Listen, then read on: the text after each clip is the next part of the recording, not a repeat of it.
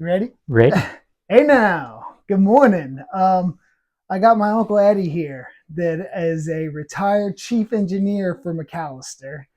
And we got a little New Year's special for you. Uncle Ed, thanks for talking with us. Good to see you, Will. Good to see you. Mm. What year did you start?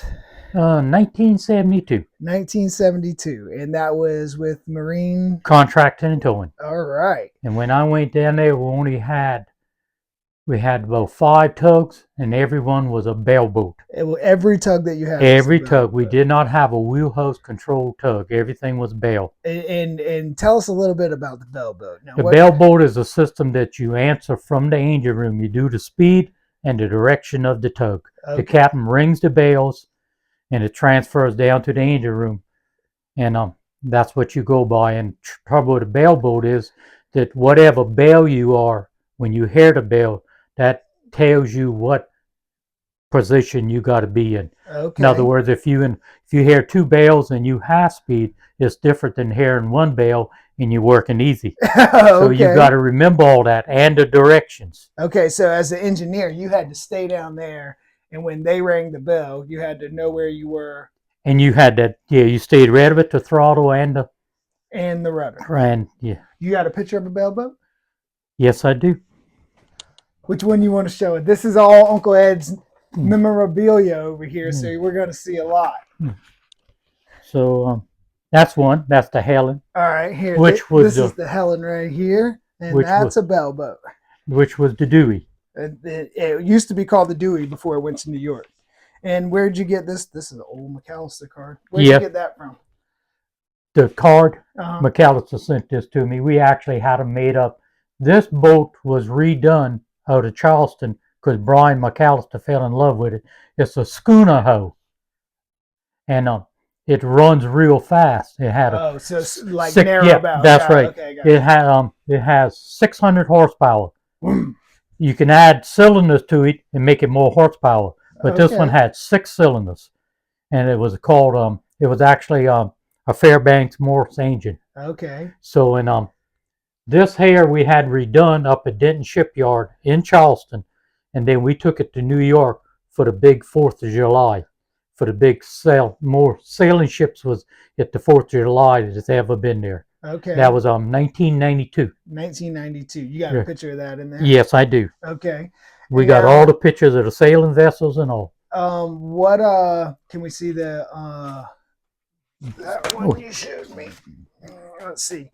Now, on this boat, for say, so you could use the line on the bow. Right. And then you could also use the hawser? Yes, that's mostly what they were with hawser boats. Okay, so mostly a hawser boat is just like the lines coming off the back deck. Right.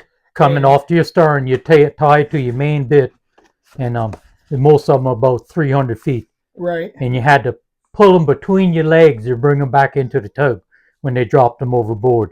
There was no winch. No. I've only pulled one hawser in my life, and it was with you on Lewis. Yeah. So Uncle Ed kind of got me into tugboating. Let's see if I can find that one with the Twin Tower. That's the old Cooper River Bridge. Right here. That's an old one. And that's the Marjorie, though. That was the boat Uncle Joe was on.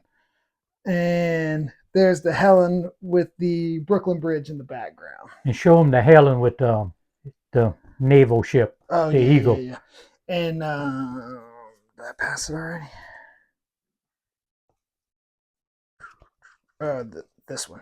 So tell us the story behind the Eagle. That's the Helen. We went to New York, and I had to stay because no one else could run a bell boat. I'm glad he was the only one. 1992. And I didn't do the ocean very well, but we took, and one thing, we left Norfolk, Virginia with the Helen. Most time we tried to run inland because she was an old tug. And when we left Norfolk to go to New York, they said it usually took 27 hours to get to New York. Right. From Norfolk.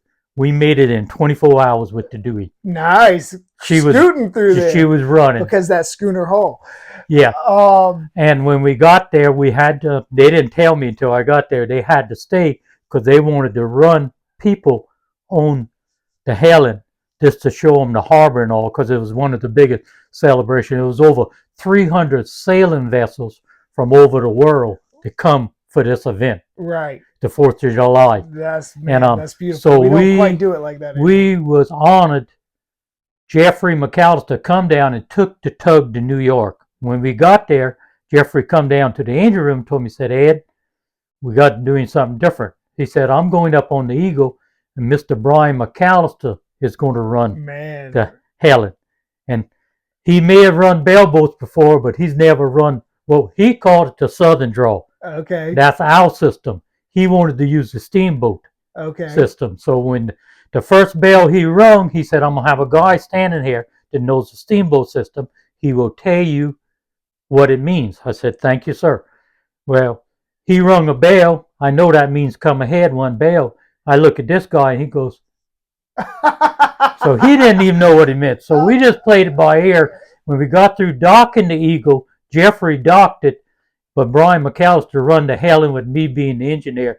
When we got through, he come down, he congratulated me, said, you only missed one bell out of all of them. And I don't even know what bell that was. So, and they got it to the dock though. Yeah. And then you got this. Yeah, Jeffrey and his wife presented that to me. We tied up the Pier 17 for a couple of nights, and they had that. And you look, there's the Helen right there. Right. And the Helen was tied up at Pier 17 for a long time as a museum piece. It's recently back at our yard now. But Jeffrey, Cap, you're a good man, and thank you for doing all that for my uncle and sending that picture. If you ever watch this. All right. So what year did you start again? 1972. 72. Yeah. And when did 1988 McAllister took us over. Okay. Yes. And you worked for until that, till I retired. And what year was that? I think I retired. Remember I got hurt on the tug, right? So I remember that. I had to retire a little bit earlier. But I put 45 years in down there. You know, decent amount. Yeah. Yeah. And So you ran all kind of boats from bell boat to tractor tugs. right. So after the Helen, you were on the Lewis, right? Yeah, we was on different tugs, but I think the most thing was I forgot the name of the tug, but Brooklyn. Brooklyn. Oh yeah. Then that was Brian's pet peeve, because that was a tractor tug designed with a modern hoe. All right. And that was hard to do. Right. But it was a tractor tug, and we run that forever. And that was one of the first ones, right? Yes. They built that down. McAllister built that himself down in Pensacola. Okay. Yeah, they had a shipyard down in Pensacola. I think the Brooklyn's in Puerto Rico right now, but it's still running. Yes. So I remember that one coming, and then you worked on the Dorothy and the Patrick was a conversion as well. Right. These are all converted.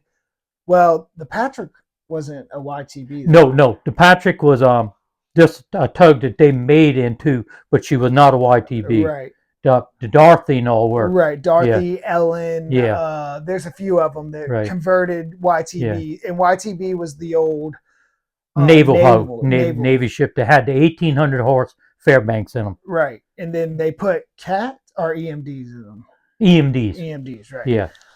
Okay. But no, the Dorothy actually had cats in her. Okay, yeah. I think the Ellen has cats in her. Yeah, and the Patrick had EMDs.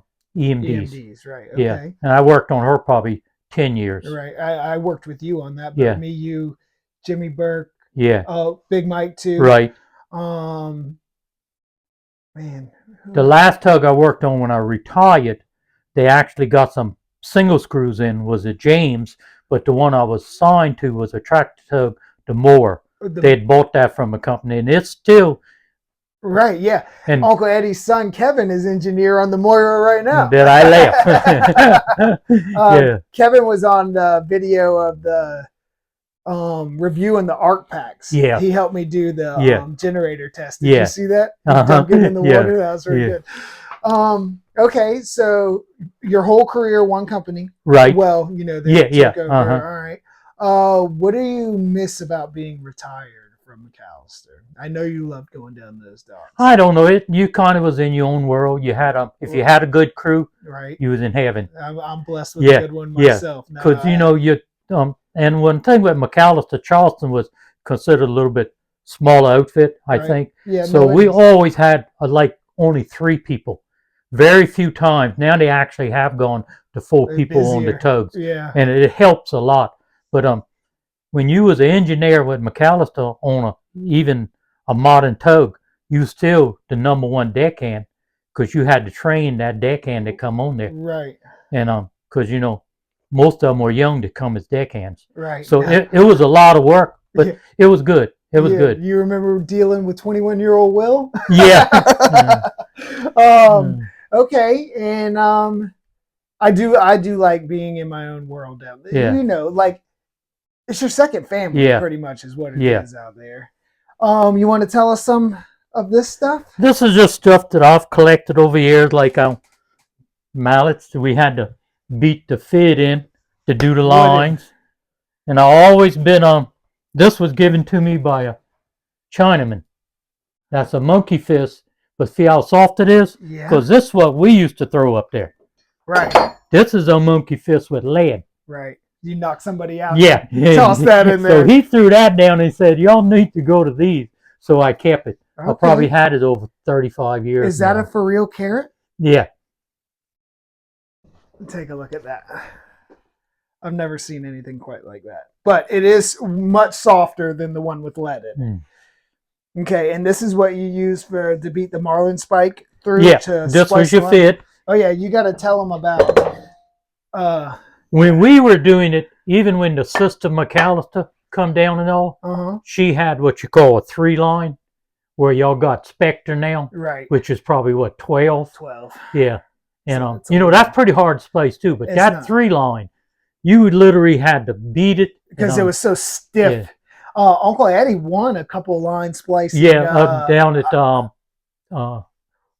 Union Pier. Union Pier. We used to have Tugboat Challenge. Right. Yeah. We have that still in New York. Not as often as we used to. But we had the Tugboat Challenge, and we almost won the race too. Right. How fast did you splice the line? I forgot what it was, but the other guys that just got started, and we was already through. And Uncle Eddie taught me how to splice, so I'm fast. Not really. Okay, and this is lead too. Yeah, this is your whole line. Right, so this is called a heaving line, and this is the monkey fist part right here. You've seen Carlos throw these. You throw it up there where you can send your messenger up there, then they pull your main line. And instead of burning the end, you're supposed to put this back slice in it, or it's called something else that we can't say on camera, but you get the idea. All right, where'd you get? All right, what are these things? These are your nozzles for fighting fires. Okay. Which that's the main thing on a tugboat. Right. And I got something unique to show y'all when you say fire on a tug. I mean, you're sitting in water, but you got a lot of diesel fuel. You got a lot of heat. A lot of heat.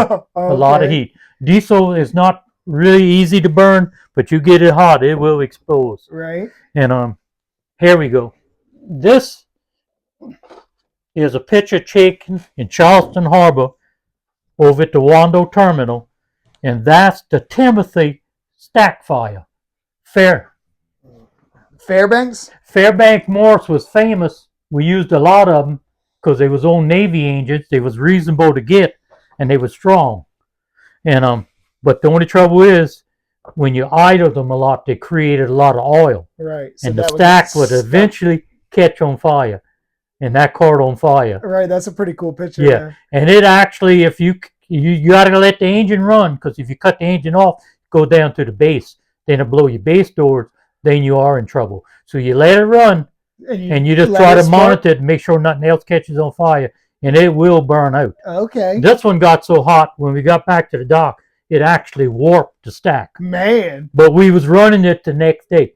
Man. Repainted the stack and was running it again. All right. But I just think that's a neat picture. That is a really cool picture. The Wando Terminal, and that was the Timothy? That was the Timothy. Okay. She was like you can tell she was a 3-story. Right. Yeah. Kind of like the Roderick Yeah, and yeah, yeah, Charles yeah, D yeah. and those type of boats. But she had a Fairbanks Morse in her. Fairbanks Morse. Okay. What else you got here? Where'd you get this tugboat from? That was given to me by my wife. All right. Where are you And to find this that? is, you might have to get a picture of it because it's heavy. All right, coming this way.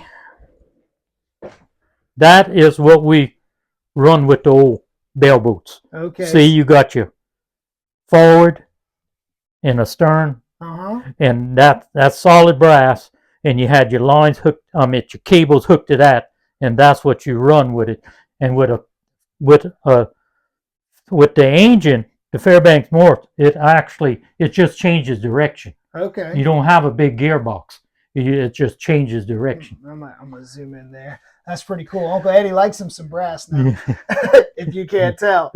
And this is all, you just different little knot. This is you had these.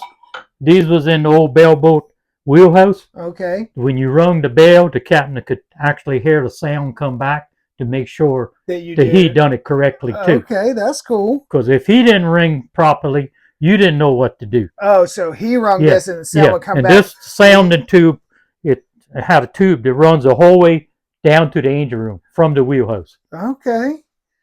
That's cool.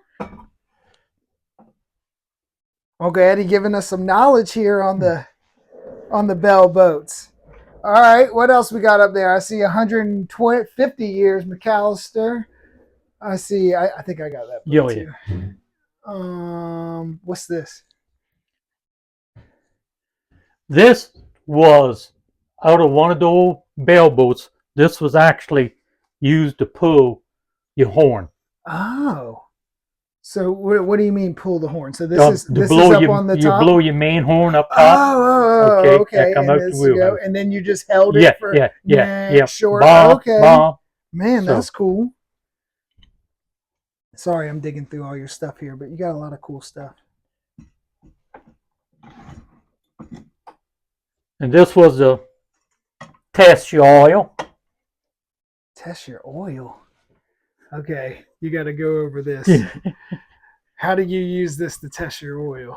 It was actually a velocity thing. You would check it to make sure you didn't have no water, nothing in it, everything. Okay, and so this is old. Okay, that's glass, solid brass with your cork.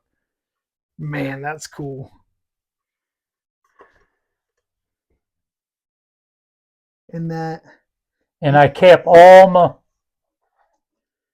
This is different pictures of all the tugs that I worked over the years, and this was. We'll just go through a few. That's the Patrick. I worked on that with Uncle Eddie. Oh, this was building the Patrick, huh? Right. Mm-hmm. The Nancy. I don't know that one. That's what the old oil barge used to that was a lot of this stuff was marine contracting towing. That's okay. That's McAllister right there. I think that must be the Nancy. Yeah, that must be the Nancy, or the Timothy was 3-story, right? Man, look at that. So he's got a double hawser out towing. What do you remember what those two are? Yeah, those are two Navy tugs that they're going to convert. Okay, so they're towing these two YTBs, right? Right. To, I guess, the shipyard, Denton's, or wherever it was going. All right, that's pretty cool. Those actually come from Virginia, and they was bringing them to Charleston. Man, you don't see too much of that anymore. And we got a chopper on a barge right here. You remember that? They had a race. Well, Popeye Chicken. They did. They had a speedboat race from somewhere to somewhere, and we had to actually have fuel out there for them. Oh, okay. In case something happened, that was the chopper for that. Okay. Oh, there's a good picture of the YTB. Were y'all towing 4 of them? Yes. All right. Nice. There's towing looks like a tug going to the shipyard. Man, all right. What you got in these books? This is just my merchant documents and stuff. You got your first one? Let's see it. That ain't the first one. That's the last one. They don't even really have books anymore either. It comes in the mail and you just fold it. Let me see. That was SIU when we had to join it when McAllister first took over. Oh, there's no picture in there. Just says Hmm. Uncle Ed. And they wrote in it 84, 83, 82, 79, 77. Man. All right, that's cool, Uncle Ed. Tell us about retired life. You like being retired? Well, you know me all my life. Yeah, I do my wood, all like Right. that. Every Christmas I go down to tugboats. You Christmas know, Eve party yeah, Charleston throws yeah. every I've year. done that for the last 10 years because I've been retired over 10 years, Right. and it's just good. And a lot of people, since my son worked there, my oldest son works there, Yeah. His oldest son is a docking pilot, and his youngest son is an engineer. and so I still am at home. I go see Captain Steve Kicklight a lot. Me Right. and him Me still too. good. We still good friends. Uh-huh. And so yeah, I go down there a lot. All right. Well, good. So And this morning, I'm talking to Uncle Eddie yesterday afternoon. I'm like, well, what time do you want to do this? He said, well, I got to feed the animals first. So you take care of some cows and some. yeah. I got a friend friend met him 5 years ago. He lives in Oindal.